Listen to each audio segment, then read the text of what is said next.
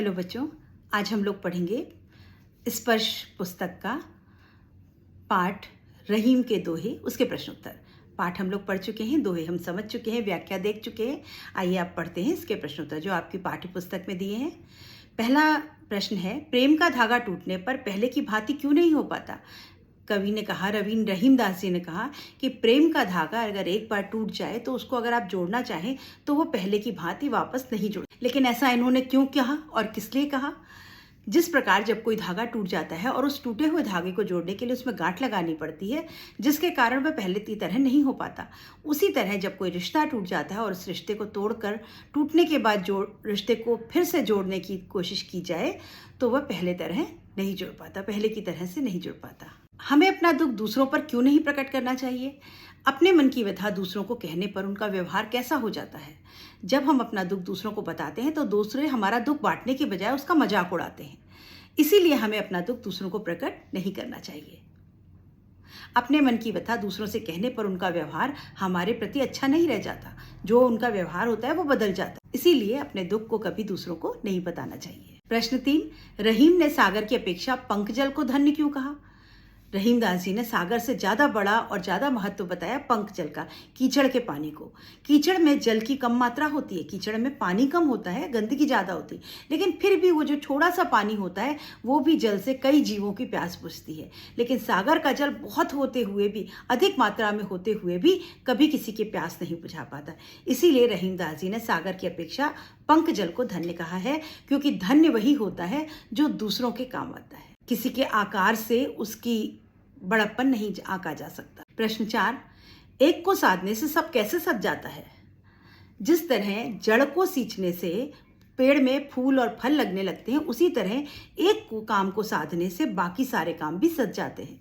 अर्थात एक काम के पूरा होने से अन्य कामों का रास्ता अपने आप खुल जाता है। अतः हमें एक साथ बहुत सारे कार्यों को नहीं करना चाहिए, किसी एक कार्य पर अपना पूरा ध्यान लगाना चाहिए, बाकी के काम अपने आप खुद ब खुद होते चले जाते हैं। जलहीन कमल की रक्षा सूर्य भी नहीं कर पाता। वैसे तो सूरज जो है वो जीवन रक्षक, लेकिन जिस कमल के पास पानी नहीं है या पानी के सूखे तालाब में है, उसकी रक्षा सूर्य भी नहीं कर पाता। इसी प्रकार से यदि हमारे पास सुविधाएं हैं तो हमें संसार भी मदद करने को तैयार है। अगर हम सुविधाहीन हैं तो सामने वाला भी हमारी मदद नहीं करता। इसीलिए अपने पास अपने भविष्य के लिए पैसा, ताकत सब कुछ जुटा के रखिए, क्योंकि समय पड़ने पर आपका अपना ही रखा हुआ अपना जोड़ा आपके काम आता है, बाकी दुनिया आपके काम नहीं आती। प्रश्न 6, अवध नरेश को चित्रकूट क्यों जाना पड़ा? अवध नरेश यानी राम जी को चित्रकूट क्यों जाना पड़ा था? अवध नरेश को उनके पिता ने वनवास की आज्ञा दी थी, इसलिए उनको नरेश जी को चित्रकूट जाना पड़ा, राम जी को। अन्यथा कोई भी व्यक्ति बिना किसी मुसीबत के समय चित्रकूट जैसे स्थान पर नहीं रहने जाता, क्योंकि चित्रकूट में बहुत घना वन है, वो रहने योग्य नहीं है। लेकिन क्योंकि पिता ने आज्ञा दी थी कि आपको वन जाना पड़ेगा, इसलिए वो गए। प्रश्न 7, नट किस कला में सिद्ध होने के कारण ऊपर चढ़ जाता है? नट के पास ऐसी कौन सी कला होती है वो जो फटाफट ऊपर चढ़ जाता है? नट को कुंडली मारने में महारत हासिल होता है। कुंडली मारना अपने शरीर को सिकोड़ लेने में महारत होता है। वो अपने शरीर को एकदम सिकोड़ के हल्का छोटा बना लेता है और फिर छलांग लगा करके ऊपर पहुंच जाता है। वो कुंडली मारकर अपने शरीर को किसी भी मुद्रा में मोड़ सकता है, इसी कारण ऊपर आसानी से चढ़ जाता है। प्रश्न 8, मोती मानस चूर्ण के संदर्भ में पानी के महत्व को स्पष्ट कीजिए। अभी ये बहुत इंपॉर्टेंट दोहा है बच्चों, इसको आप लोग अच्छे से समझ लेंगे कि मोती मानस चूर्ण के संदर्भ में, तीनों के संदर्भ में पानी की क्या महत्व है। पानी के अभाव में मोती का निर्माण संभव नहीं हो सकता। अगर पानी ना हो तो मोती नहीं बन सकता। मोती के ऊपर जो चमक होती है उसके लिए भी यहाँ पानी का प्रयोग किया गया है। बिना पानी के आदमी 1 सप्ताह तक जीवित रहता है, आगे जीवित नहीं रह सकता। और ठीक उसी प्रकार मनुष्य के अंदर अगर पानी है यानी विनम्रता है, तभी वो मनुष्य कहला सकता। आटा बिना पानी के नहीं गूंथा जा सकता, वरना वो बेकार है। और आटे से ही, पानी के द्वारा ही आटा जो है वो मुलायम किसके कारण होता है? पानी के कारण। तो पानी जो है वो इन तीनों के लिए कितना आवश्यक है।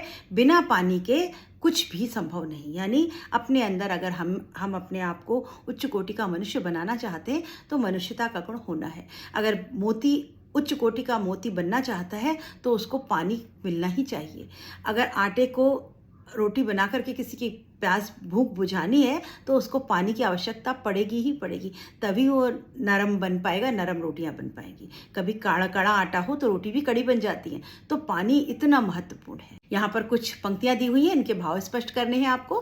पहली पंक्ति, टूटे से फिर ना मिले, मिले गांठ पड़ जाए। यानी अगर एक बार धागा टूट गया, रिश्ता टूट गया तो उसमें फिर गांठ पड़ जाती है, वो वापस वैसा नहीं हो पाता। ऐसे ही जैसे कि कोई रिश्ता अगर एक बार टूट जाए तो आप लाख कोशिश कर लीजिए लेकिन वो रिश्ता वैसा वापस नहीं होता। प्रश्न 2, सुन यट लई है लोग सब, बाट न ले है कोई। वो कह रहे हैं अगर आपने अपना दर्द किसी को बताया तो सब सुन लेंगे और अठलाएंगे, मतलब आपका मजाक बनाएंगे, लेकिन आपका दुख बांटने कोई नहीं आएगा।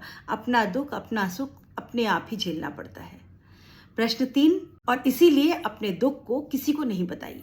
जब तक आप अपने आप संभाल सकते हैं अपना दुख स्वयं संभालिए। प्रश्न 3, रहीमन मूल ही सींचिबो, फूले फले अघाए। रहीमदास जी कहते हैं मूल को सींचो, जड़ों को सींचो, अपने आप पेड़ में से फल फूल आएगा और अघाएगा, मतलब भर जाएगा आपका पेड़। एक बार में कोई एक कार्य करेंगे तो आपका काम हमेशा सफल होगा और उसके साथ साथ और भी बहुत सारे काम सफल होंगे। एक साथ आप बहुत कुछ करने लग जाओगे कि फल भी देख लें, पत्ती भी देख लें, फूल भी देख लें हम, तो फिर आपके पेड़ का पूरा पेड़ अच्छे तरीके से नहीं निकल पाएगा। केवल जड़ों पर ध्यान फोकस करिए, एक काम में ध्यान लगाइए, आपके बाकी के भी काम सज जाएंगे। दीर्घ दोहा अर्थ के आखर धीरे धीरे आए, आखर तोरे आए। यहाँ पर कबीरदास जी कह रहे हैं कि दोहे में कम शब्द होते हैं लेकिन अर्थ बहुत बड़ा अर्थ छिपा होता है। यह वैसे ही जैसे नट की कुंडली होती है, नट अपने शरीर को सिकोड़ लेता है और फिर एक लंबी छलांग जो है वो मारता है और आश्चर्यजनक करतब दिखा देता है। तो दोहा भी ऐसे ही है, कम शब्दों में इतना आश्चर्यचकित कर देने वाले अर्थ उसमें छिपे होते। प्रश्न 5, नाद रीज तन देत मृग, नर धन देत समेत। नाद रीज, नाद मतलब आवाज से रीझ कर खुश होकर के, तन देत मृग, अपना शरीर जो है वो दान कर देता है मृग, अपना शरीर भी निछावर कर देता है संगीत के आगे। नर धन देत समेत, और मनुष्य क्या करता है, किसी से खुश होकर के अपने पैसे रुपए भी दे देता है। लेकिन वो मनुष्य जानवर से भी बदतर होगा जो किसी के कुछ देने पर भी बदले में उसको कुछ नहीं देता, लेता ही लेता रहे और दे नहीं, तो ऐसा मनुष्य जानवर से भी बदतर है, क्योंकि एक जानवर भी कुछ लेता है तो बदले में कुछ देता है। प्रश्न 6, जहां काम आवे सुई, कहा करे तलवार। कबीरदास जी कहते हैं कि जहां पर छोटी चीज की जरूरत है वहां पर बड़ी चीज से कोई फायदा नहीं, उसकी कोई जरूरत नहीं होती। अगर कपड़ा सिलना है तो तलवार वहां कुछ नहीं कर सकती। तो हर छोटी से छोटी चीज का भी अपना अलग महत्व होता है। किसी को भी आकार देख करके आप उसको जज मत करिए, आप उसका मूल्य का आकलन ना करें, क्योंकि छोटी चीज भी बहुत आवश्यक होती। पानी गए ना उबरे मोती मानस चून, बिना पानी के ना तो मोती बनता है, ना आटा गूंदा जा सकता है, ना मनुष्य का जीवन संभव है। तो बिना पानी के कोई भी उबर नहीं पाता। निम्नलिखित भाव को पाठ में किन पंक्तियों द्वारा अभिव्यक्त किया गया। अभी यहाँ पर आपको भाव बताए हैं, पंक्तियां बता देनी है। जिस पर विपदा पड़ती है वही इस देश में आता है, कौन सा वाला है, जहां पर चित्रकूट की बात की गई, जहां पर विपदा पड़त है सो आवत यह देश। दूसरा, कोई लाख कोशिश करे पर बिगड़ी बात नहीं बन पाती, कौन सा दोहा की लाइन है, बात बने नहीं, बिगड़ी बात बने नहीं, लाख करो किन कोय।